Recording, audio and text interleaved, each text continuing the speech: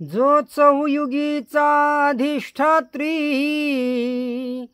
अमोघा सिद्धी जयाच्या घरी, तो माता पुरी राज्य करी, तया नमन श्री दत्तात्रय, तया नमन श्री दत्तात्रय। श्री दत्तात्रय महाराज की जय। पूर्ण परब्रह्म परमेश्वर परमपिता जगद्गुरु भगवान श्री दत्तात्रय प्रभूंच्या पवित्र अशा अवतार दिनानिमित्त अर्थात जन्मदिवसानिमित्त, त्या महिन्यानिमित्त आपण श्री दत्तात्रय प्रभूंच्या लीळांचं चिंतन करतोय। काल आपण बघितलं श्री दत्तात्रय प्रभूंनी अवतार कसा घेतला आणि श्री दत्तात्रय प्रभूंनी हळूहळू आपल्या उद्धरण कार्याला सुरुवात केली। श्री दत्तात्रय प्रभू रांगू लागलेत, पळू लागलेत, दुडूदुडू धावू लागलेत। ज्या ठिकाणी परमेश्वराचे श्रीचरण पडतात तो परिसर, ती जागा परमपवित्र तीर्थस्थान रूपाने पावन होत असते। आणि ज्या मातेच्या उदरी श्री दत्तात्रय प्रभूंनी प्रत्यक्ष अवतार घेतला, जन्म घेतला, ज्या परिसरामध्ये अर्थात बद्रिकाश्रमामध्ये श्री दत्तात्रय प्रभू रांगू लागले, काय वर्णावी त्याची लीळा, काय सांगावं त्या स्थानाचं महत्त्व, त्या तिथल्या भक्तांचं महत्त्व, त्या अत्री ऋषींचं महत्त्व, अनसूया मातेचं महत्त्व। श्री दत्तात्रय प्रभूंनी ज्या ठिकाणी अवतार घेतला त्या बद्रिकाश्रमामध्ये सर्व सामर्थ्य, अष्टमा सिद्धी, सर्व सुख तिथं नांदू लागले। अनेकांना त्या ठिकाणाचा हेवा वाटू लागल्या कारणानेच काल मी जसं सांगितलं ना तसं 88,000 ऋषी त्या ठिकाणी येऊन त्या परमपवित्र परिसरामध्ये राहू लागले। आपापल्या आराध्य दैवताला, परमेश्वराला चिंतू लागले, तप करू लागले। आणि मग अशा वेळेला त्रैलोक्यामध्ये भ्रमण असलेले नारद फिरत फिरत सहज बद्रिकाश्रमाला आले। पूर्ण तीर्थस्थानांवरती त्यांचं परभ्रमण असताना देखील कधी सत्य, कैलास, वैकुंठ, स्वर्ग, मृत्यू, अंतराळ, पाताळ, दंडद्वार सगळीकडे परिभ्रमण असताना जेव्हा ते बद्रिकाश्रमात आले त्यांना लक्षात आलं की त्रैलोक्यामध्ये जे सुख नाहीये, तीनही लोकांमध्ये जी शांती नाहीये, तीनही लोकांमध्ये जे समाधान नाहीये, कुठलीही जागा इतकी आनंददायी परमपवित्र नाहीये। इथे आल्यानंतर काही वेगळाच आनंद झाला। मी अनेक ठिकाणी फिरलो परंतु असा आनंद कुठेच झाला नाही। काय आश्चर्य! मी आज सहज अत्रींच्या चौकशीला आलो, इथे एवढा आनंद, मंगलमय परिसर। आणि मग त्यांनी जे ऐकलं होतं ते त्यांना खरं वाटू लागलं की हो, अत्री ऋषींच्या घरी कोणीतरी बालक जन्मलेला आहे आणि त्याच्या जन्मण्याने सगळा पवित्र परिसर झालेला आहे। आनंद उत्सव, सर्व तो परिसर, त्या परिसरात असलेले पशु पक्षी, झाडं, माणसं तर आहेच पण सगळेच आनंदात आहे, दुःखरहित आहे। खरं आहे या ठिकाणी नक्की तो कोणीतरी अलौकिक शक्ती अवतरलेली आहे। मला जेवढं ज्ञान आहे ना, नारद विचार करतो, मला जेवढं ज्ञान आहे ना तेवढ्या ज्ञानापैकी ज्या देवी देवतांना मी जाणतो त्यातलं या ठिकाणी कोणीही अवतरलेलं, जन्म घेतलेलं नाहीये। हे नक्कीच कोणीतरी अदृश्य शक्ती आहे जी मला माहिती नाहीये। आणि मग तो आल्यानंतर तो स्वतःचं सत्व विसरतो। स्वतः नारायण नारायण म्हणणारा नारद नकळत त्याच्या मुखातून ती सवयीचा भाग म्हणून नारायण नारायण सुरूच आहे। मात्र तिथं आल्यानंतर मी त्रैलोक्यामध्ये परिभ्रमण करणार आहे, मी नारायण आहे, नारद आहे, हे सर्व तो विसरून गेला। त्या जागेची महिमा तशी होती। दत्तात्रय प्रभूंच्या वास्तव्याचं, अवतरण्याचं ते सामर्थ्य होतं। विसरला, आला चौकशी करत, आणि जेव्हा त्याच्या हातातली विणा काही मिनिटांपुरती, काही वेळापुरती ते नारायण नारायण जरी सुरू होतं तरी विणा थांबलेली आहे, मुखातलं त्याचं नारायण नारायण म्हणणंही थांबलेलं आहे. आणि मग काही मिनिटात, काही वेळेतच तो लगेच भान होतं, अरे अशा जागी आलोय आपण जिथं मी माझं सर्वस्व विसरलो.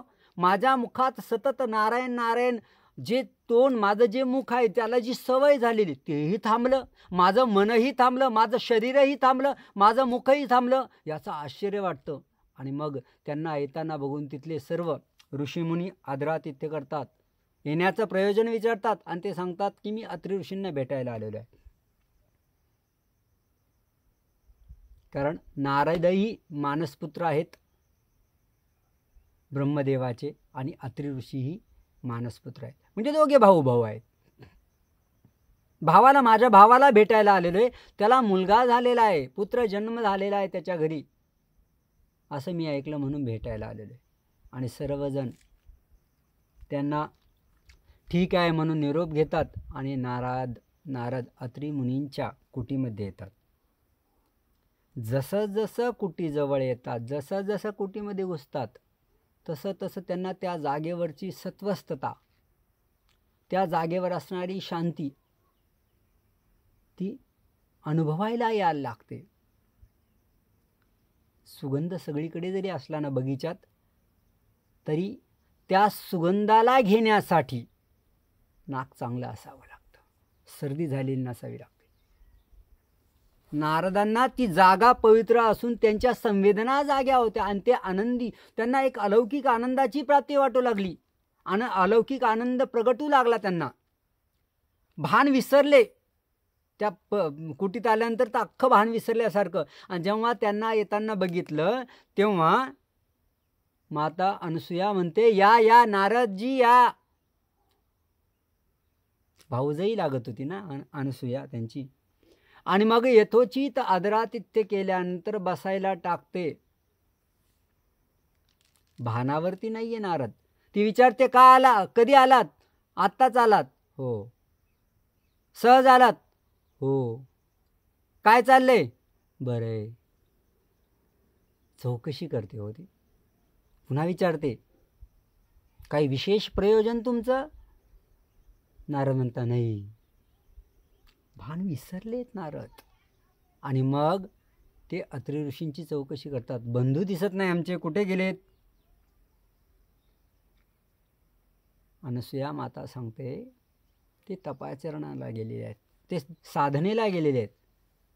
आणि पुन्हा म्हणतात, मी आपल्या घरी पुत्रजन्म झाल्याचं ऐकलेलं आहे, ते खरं आहे का? हो खरं आहे. कुठे आहे? खेळत असेल कुठेतरी. बराच वेळ नारद त्या पर्णकुटीचं, त्या परिसराचं अवलोकन करतात. आणि अवलोकन करत असताना देहभान विसरले आहेत. आणि तिकून माता अनसूया त्यांना आदरातिथ्य करत असताना जे काही चहापाणी, आजच्या भाषेत नाश्ता, जे काही त्यांना द्यायचं ते दिल्यानंतर सहज नारदाची नजर अनसूया मातेच्या पायांकडे जाते. आणि तिकडे पायांकडे गेल्यानंतर अनसूया मातेच्या पायामध्ये नारदांना अष्टमा सिद्धी दिसतात. अनिमा महिमाशैव, सर्व अष्टमा सिद्धी दिसतात. त्या अनसूया मातेच्या पायामध्ये असलेल्या जोडव्यांमध्ये त्यांना सावित्री, लक्ष्मी, पार्वती दिसते. अष्टमा सिद्धी तिथं वावरतायत, तिच्या पायामध्ये पाणी भरतायत, सगळे कामं करतात, सगळ्या कामाला लागल्या असं दिसल्यानंतर नारद जरा जागे होता. अरे बापरे, असं तर देवांकडे सुद्धा नाहीये, देवांच्या पत्न्यांकडे तर नाहीयेच आहे. या त्रैलोक्यामध्ये अशी परिस्थिती, अष्टमा सिद्धी जिथं कामं करतायत, पाणी भरतायत, अशी त्रैलोक्यामध्ये कुठेच परिस्थिती नाहीये. आणि अशी परिस्थिती नसताना इथे आहे. हो, अलौकिक शक्तीने या ठिकाणी अवतार घेतलेला आहे. ते भ्रमात राहतात. अनसूया मातेला न सांगताच निघतात. तेवढी अनसूया माता म्हणते, अहो चाललात का? हो. अहो थांबा ना थोडं, तुमचे बंधू येतील, त्यांच्याशी भेटा. नाही, मला जायचं आहे. वेगळ्याच तंद्रीत आहे, निघून जातात. जेव्हा त्या परिसरातून बाहेर येतात तेव्हा त्यांची ती तंद्री बघते, अरे बापरे, आपण कुठं गेलतो, जाणवतं आपण बद्रिकाश्रमी गेलतो. सगळ्या सगळ्या गोष्टी आठवतात आणि वेगळ्याच जगात, वेगळ्याच विश्वात प्रवेश केल्याचं त्यांना लक्षात येतं.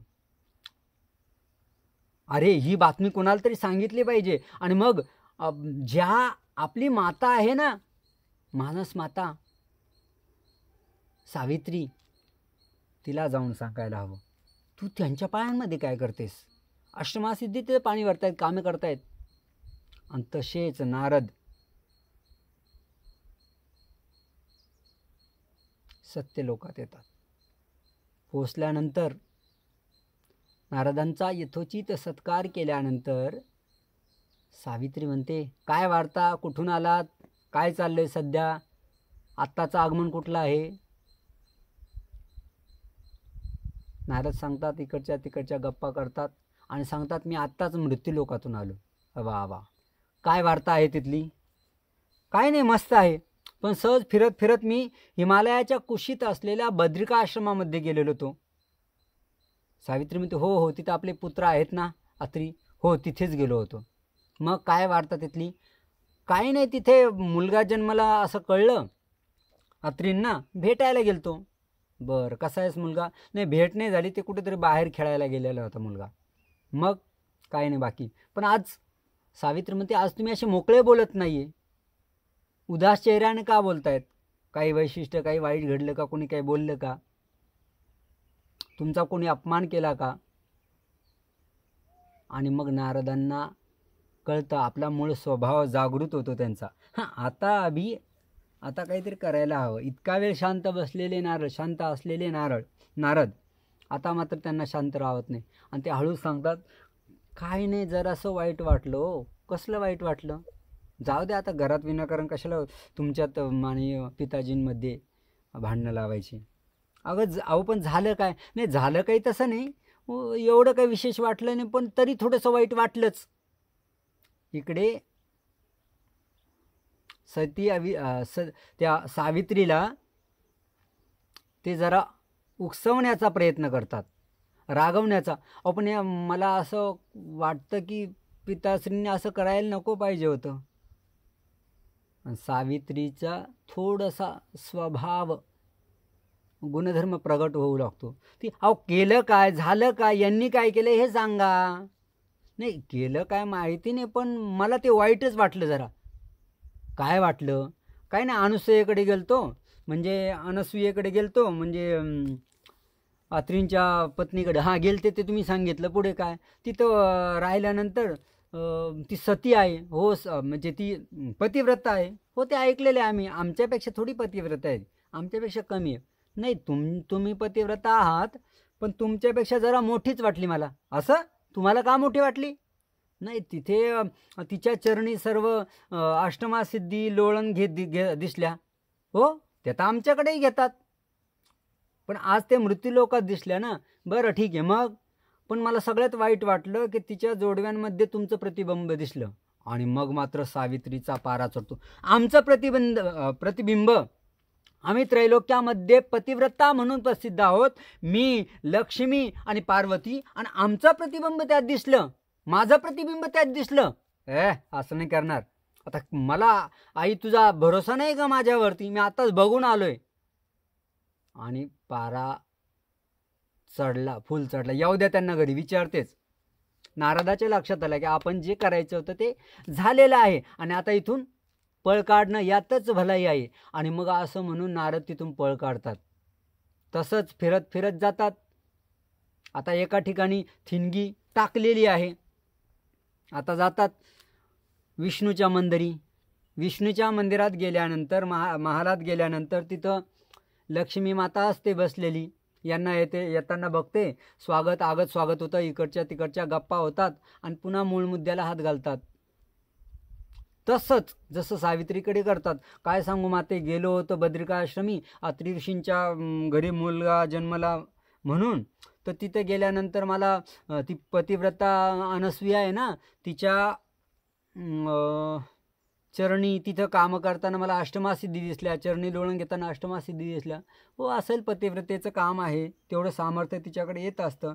पण तुमच्याकडे कधी नेहमी अष्टमासिद्धी नसतात, कधी बाहेर असतात का? तर नाही. मग तिथे दिसल्या मला. अच्छा, बरं. पण सगळ्यात वाईट वाटलं, काय वाईट वाटलं? ठीक आहे, ती तिची साधना करत असेल, पतीची सेवा करत असेल जरा सामर्थ्य, अष्टमासिद्धी गेल्या असतील. नाही, वाईट सगळ्यात जास्त हे वाटलं. काय वाटलं तुम्हाला वाईट? थोडीशी असूया लक्ष्मीच्या मनात उत्पन्न झाली होती.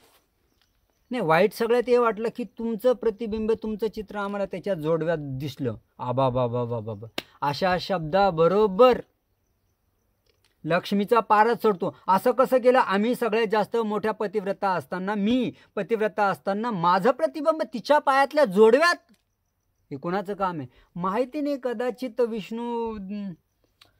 विष्णुदेवांनी काही दिलं असेल वरदान, येऊ द्या यांना घरी. आणि तिथं नारदांच्या लक्षात येतं का आता इथे आपण ठिणगी ठिणगी टाकलेली आहे, आणि जी ठिणगी ज्याच्यासाठी टाकले होते ते काम सुरू झालेलं आहे. तसेच पटकन तिथूनही पाय काढता येतात. भन भन भन भन तन तन तन तन लक्ष्मीची सुरू होते. तसेच हळूच कैलास पायरावतावर जातात. आधी चौकशी करतात की महादेव घरी आहेत का? नाही, ते जरा बाहेर गेलेले आहेत. आणि मग चौकशी केल्यानंतर हळूच त्या भुवनामध्ये जातात. पार्वती बसलेली असते, यांना बघून उठते, स्वागत होतं. इकडच्या तिकडच्या गप्पा होतात. मग काय नवीन काय दिसलं तुम्हाला नारदबुवा? काय नाही, जरा गेलतो कर्मभूमीमध्ये गेलतो, आणि तिथं हिमालयाच्या कुशीमध्ये बसलेला बद्रिकाश्रम. हो, माहिती आहे, अत्री ऋषी तिथे राहतात. हो, त्यांना मुलगा झाला म्हणून भेटलो. हा, त्यांना ऐकलं, त्यांना मुलगा झाल्याचं ऐकलं. बरं, मग? नाही, चांगला आहे. मुलगा बघितला? नाही, तो जरा खेळायला गेलेला होता. बरं. अजून काय नवीन? काही नाही, थोडंसं ती अनुसया चांगलीच तपश्चर्या करते, पतिव्रता वगैरे. हो, ऐकलंय तिच्याबद्दल, पतिव्रता आहे असं ऐकलंय. हो, ऐकलेलं आहे.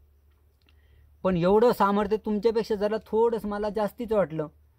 पार्वतीला असं म्हटलं. पार्वती असं कुठं असतं का? माझ्यापेक्षा थोडं जास्त असेल तिच्याकडे, पण कमी. माझ्यापेक्षा थोडंसं जास्त राहणार तिच्या. अजिबात नाही, महेशजी असं कोणी होऊ देणार नाही. तुम्ही म्हणता ते ठीक आहे माते, परंतु तिथं मला अष्टमासिद्धी कामं करताना दिसल्या, पाणी भरताना दिसल्या. असेल तिचं सामर्थ्य, तिने भरत असतील. हो, सगळं ठीक आहे. थोडीशी असूया हिचीही जागृत झालेली. आमच्यापेक्षा पतिव्रता आहे का ती? नारद म्हणतात हो, नक्कीच तुमच्यापेक्षा पतिव्रता आहेच, म्हणून तर त्या तिथे गेल्या. असं आहे नका, त्याचं काय एवढं, जगात सुरूच असतं, ही रहाटी आहे, चालूच राहणार आहे. नारद म्हणतात ठीक आहे, पण मला सगळ्यात जास्त वाईट वाटलं ते जरा सांगवत नाही. पार्वती पुन्हा म्हणते, काय झालं नारदजी, नेमकं काय तुम्हाला वाईट वाटलं? तुम्हाला वाईट वाटण्यासारखं तिथं काय घडलं? त्यांनी काय आदरातिथ्य केलं नाही का? त्यांनी अपमान केला का तुमचा? नाही, तसं काही झालेलं नाही आहे, पण एक दृश्य बघून जरा वाईटच वाटलं. आता काय वाईट वाटलं हे लवकर सांगणार, म्हणून थोडीशी काहीशी रागावून वरच्या स्वरात पार्वती, नेमकं काय झालं सांगा ना. अहो काही नाही माते, तिथं गेलो, ते सगळं सांगितलं तुम्हाला, आणि तिथे मला तुमचं प्रतिबिंब आहे ना अनुसयाच्या पायातल्या जोडव्यात दिसलं. आणि असा शब्द, माझं प्रतिबिंब तिच्या पायातल्या जोडव्यात, आणि पारा तापतो. कोणी केलं माहिती नाही, कोणी केलं, महेशजींनी काय, भोळे बाबडे बिचारे, दिला असतं वरदान.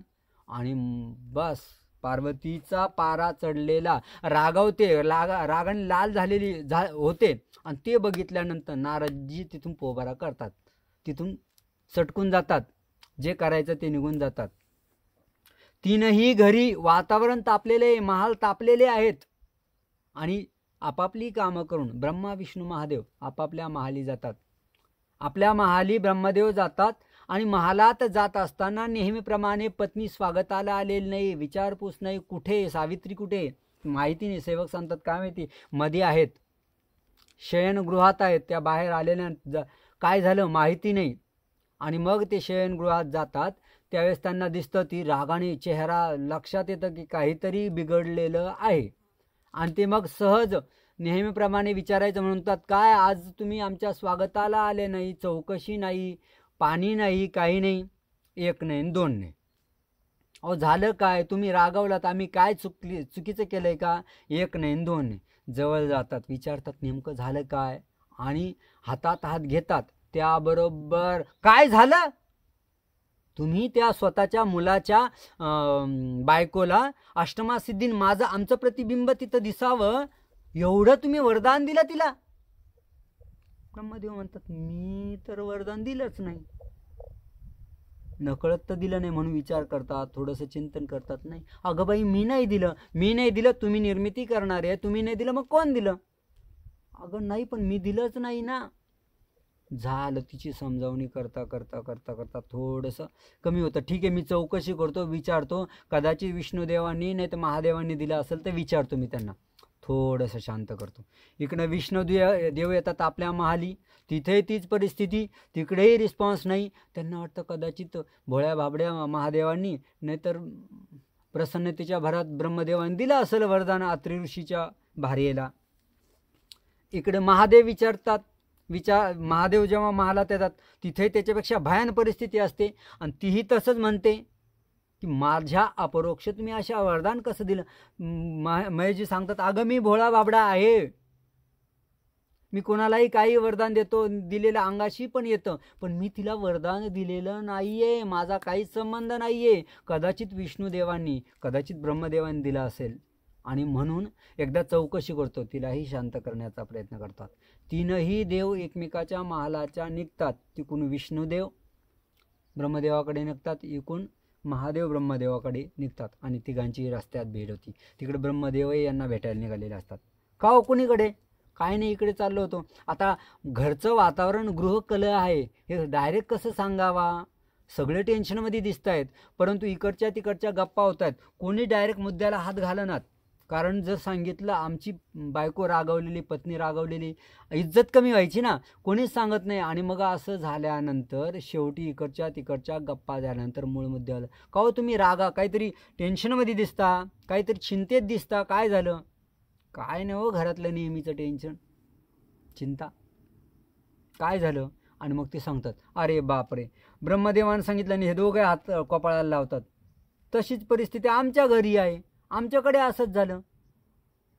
मग तुम्ही वर दिला नाही का. नाही मी नाही दिला. ब्रह्मदेव म्हणतं मी नाही दिला, विष्णू म्हणतं मी नाही दिला, महादेव म्हणतं मी नाही दिला.